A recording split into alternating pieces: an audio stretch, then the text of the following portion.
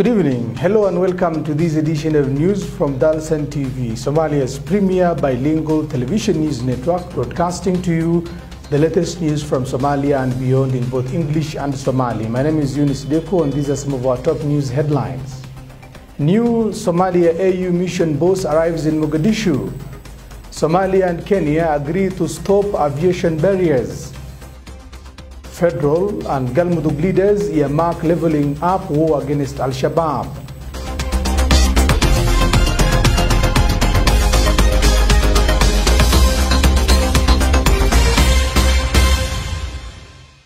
Welcome. Ambassador Mohammed Al-Amin Saif of the Union of Comoros, who was recently appointed by the chairperson of the AU Commission as the representative to Somalia, has assumed his roles. The mission, which was previously known as AMISOM, was headed by Mrs. Fiona Lawton at an interim capacity. The immediate former head and deputy of the mission, which is one of the longest, had been asked to leave the country by the Somali government for diplomatic misconduct. The newly appointed special representative of the African Union Commission chairperson, SRCC, Ambassador Mohammed Al-Amin Saif, has arrived in Mogadishu following his appointment. The Comorian will take up his duties as the head of the African Union Transition Mission in Somalia, ATMIS.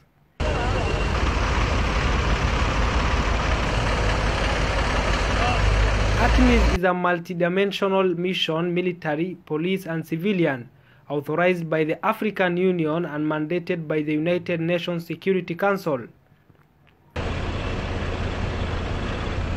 ATMIS is tasked with the gradual handing over of the security responsibilities of African Union forces to the Somali Security Forces contingent on abilities of the Somali Security Forces and political and security progress in Somalia. The new head of ATMIS will lead the more than 18,000 armed forces from Kenya, Ethiopia, Uganda, Burundi and Djibouti. On arrival at Aden Abdullah International Airport in Mogadishu, Ambassador Saif was met by Deputy Special Representative of the African Union Chairperson, SRCC, Ms. Fiona Lawton, senior military and police officials of ATMIS, and the Somalia Deputy Minister of Foreign Affairs and International Cooperation, Isaac Mohamud Mursal. The ambassador commenced work at ATMIS mission headquarters, where he inspected a quarter guard mounted by ATMIS troops from Uganda. He later met with staff and held a closed-door security briefing with top ATMIS leadership. In his role as the SRCC and head of ATMIS, Ambassador Saif will oversee the military, police and civilian components of the ATMIS work closely with partners to restore security, stability and continued political process. He is scheduled to hold a meeting with President Hassan Sheikh Mohamud and Prime Minister Hamza Abdi Barre as part of his familiarization tour. He joins the mission whose last two top leaders were declared persona non grata during their tour of duty to Mogadishu over claims of misconduct. Until his appointment as special representative of the chairperson of the commission, Ambassador Saif served as the head of the regional office in Gao of the United Nations Multidimensional Integrated Stabilization Mission in Mali. A former Minister of Foreign Affairs and International Cooperation of the Union of Comoros, Ambassador Saif also served as the head of regional office with the head of African Union United Nations Hybrid Operation in Darfur. The African Union Transition Mission in Somalia, ATMIS, will hand over security responsibilities to Somali security forces by 2024. Kenya and Somalia have agreed to boost aviation ties and implement recent agreements by the two governments. Mogadishu and Nairobi have agreed to strengthen aviation cooperation between the two sides, the approval of transport and flight agreement, as well as the resumption of Kenya Airways flights. Somalia and Kenya are working on the implementation of an aviation deal signed in July this year between President Hassan Sheikh and Uhuru Kenyatta in Nairobi before his term ended last August. The Minister of Transport and Civil Aviation has confirmed.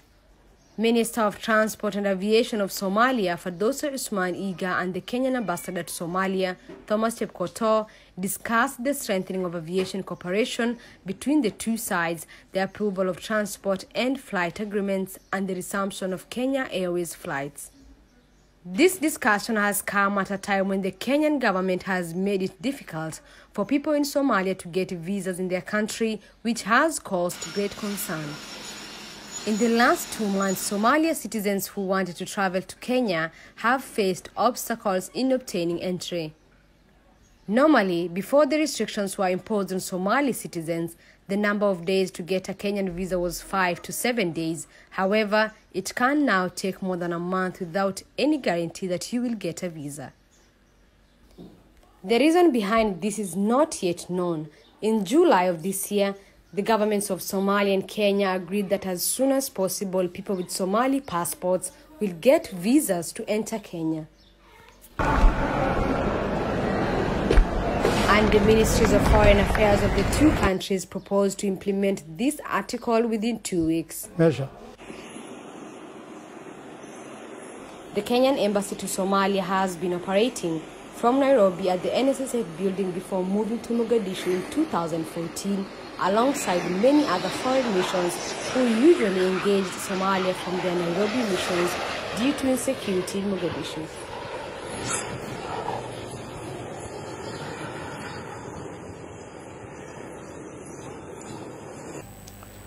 Galmudug State and the Somali government have voted to level up military operations targeting the Somali militant group Al-Shabaab, which has besieged the government. President Hassan Sheikh Mohamud has commended the locals for joining the Somali army in pursuit of the militant who control many parts of Somalia. President Hassan Sheikh Mohamud of Somalia, who is in Galmudug State, has engaged in talks with the state leader Ahmed Abdikariye Qorqor and some of his top regional officials to level up the ongoing war on Al-Shabaab in Galmudug State. The federal government of Somalia has initiated a total war against the group which controls many rural parts of the country. President Hassan Sheikh told the regional officials about the current significance of eradicating Al-Shabaab from the remaining hideouts and urged the military officials to speed up the war until it meets with its objectives. Addressing residents during his tour, the head of state said his administration has solid plans to offer all government services to the liberated areas from Al-Shabaab. The president arrived at the region yesterday to assess the security situation in Galmudug and Hiran. The region has been a frontline and active operations zone since Somali security forces began offensive attacks to degrade Al-Shabaab. The group has recaptured insignificant towns from the Somali army from recent clashes declared by the US as the most successful against the group in 5 years. President Hassan Sheikh Mohamud has been rallying for international support aimed at reducing the threat posed by Al-Shabaab to insignificant proportions. Somalia is preparing to take over full responsibility of its territory in the next 2 years.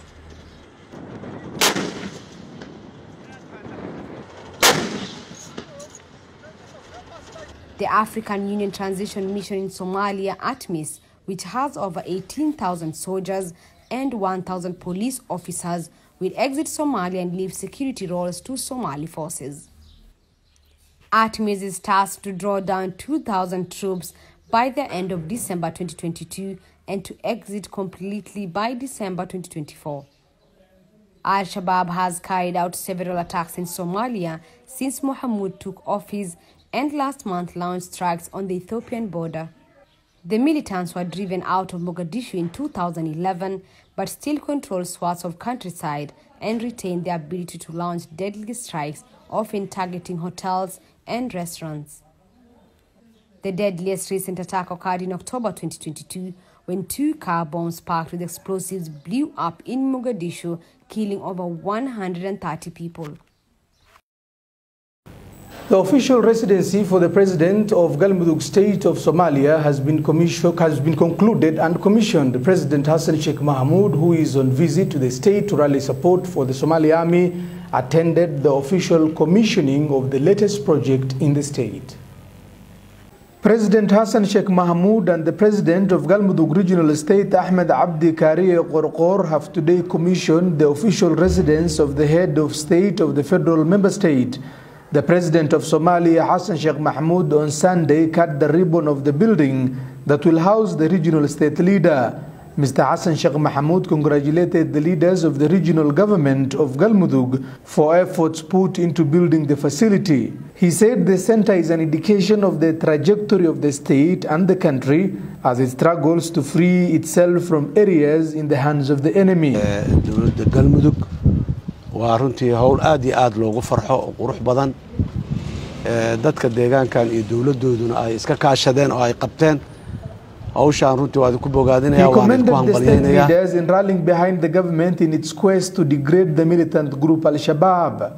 He called on the local population to support the government for the country to realize real growth and development. Dr. Hassan Sheikh Mahmoud vowed more support for his administration towards Galmudug and other federal member states to better serve the people of Somalia.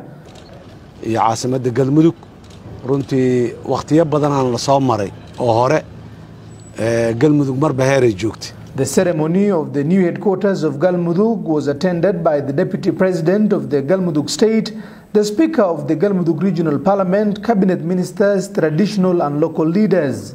President Hassan Sheikh Mahmoud is on visit to parts of central and southern Somalia to assess plans and operations against the militant group Al-Shabaab. Dr. Hassan Sheikh Mahmoud was on Saturday welcomed in the district of Mahas in Hiran region, which is one of the areas recently liberated from the hands of the militant. The war between the federal government backed by pro-government militia and Al-Shabaab has intensified as the government claimed recapturing strategic villages and killing hundreds of fighters of Al-Shabaab, a claim the group has not commented on. Meanwhile, the president's visit comes at a time when the war against Al-Shabaab has been temporarily halted for unclarified reasons. There were reports that the group has reclaimed control of areas captured in the past. Last week, President Hassan Sheikh Mahmoud reiterated his commitment to winning the war against Al-Shabaab, noting his government will not relent and also urged the parliament to support the federal government of Somalia in its effort to degrade the militant group Al-Shabaab. And for the first time, the nations of the world have decided to pay for the damage that climate change has done to poor countries, which include further addressing the root cause of global warming, which is fuel fossil. The UN Secretary General has said that this is a step towards justice and welcomed the decision to establish a loss and damage fund. The COP27 took place not far from Mount Sinai, a site which is central to many faiths across the world. I thank our hosts, the Egyptian government and COP27 President Sameh Shoukry, for their hospitality. I also want to recognize Simon Steele and the United Nations climate change team for all their efforts. And I pay tribute to the delegates and members of civil society who came to Sharm el-Sheikh to push leaders for real climate action. That is what we need. COP27 took place not far from Mount Sinai, a site that is central to many faiths and to the story of Moses or Musa. It's fitting. Climate chaos is a crisis of biblical proportions. The signs are everywhere. Instead of a burning bush, we have a burning planet. From the beginning, this conference has been driven by two overriding themes: justice and ambition. Justice for those on the front lines who did so little to cause the crisis, including the victims of the recent floods in Pakistan that inundated 1/3 of the country. Ambition. And a new report launched today by the World Health Organization shows that half of the world's population is affected by oral disease, and vulnerable and disadvantaged people are more affected. For the first time, with this report, WHO is showing a comprehensive picture of the global burden of oral disease. We have data from 194 countries, giving unique insight into key markers and indicators relevant for decision makers. The report tells us that half of the world population is affected by oral disease, and vulnerable and disadvantaged people are more affected by this disease. In addition, we see that over the last 30 years, we have 1 billion more people affected by oral disease. It's a clear signal that most people do not have access to. And with that story, we come to the end of this broadcast, an English edition of news from Dalsan TV, Somalia's premier television news network, with the latest news in both English and Somali from Somalia and around the world. Till we meet again, have a lovely time and enjoy the rest of your viewing.